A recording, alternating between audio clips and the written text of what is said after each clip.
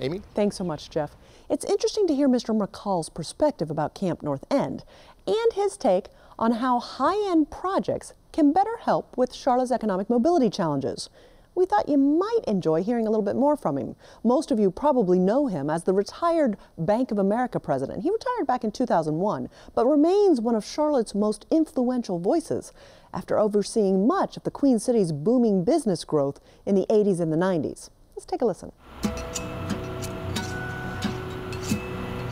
You know, when we were developing the center city, we basically, the bank subsidized everything. You have to have some subsidy to make it work to start with, but then you can cut them loose and they run free.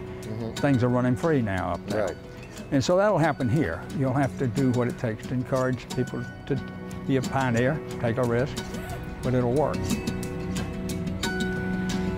We've poured tons of money into the southeast side and into the center city, but the people on the west side have not really felt the impact in terms of seeing it in their own neighborhoods or feeling it in terms of their income.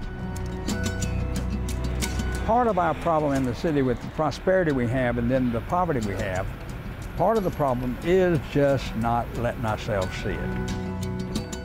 I'm like a lot of citizens here in Charlotte, it's out of sight, out of mind. The good news is that a tremendous number of people in this city that want to help on housing, want to help the homeless. I mean, in other words, the heart's in the right place. It's just they don't know what to do.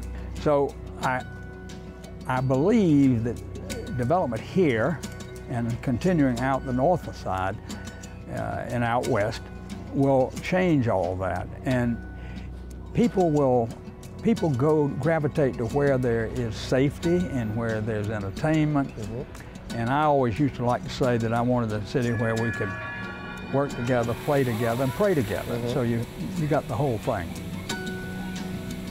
The truth of the matter is that we're going to need all of this dirt because the people are moving to this city so fast that they've got to have a place to live, they've got to have a place to work. And so I'm really excited about this.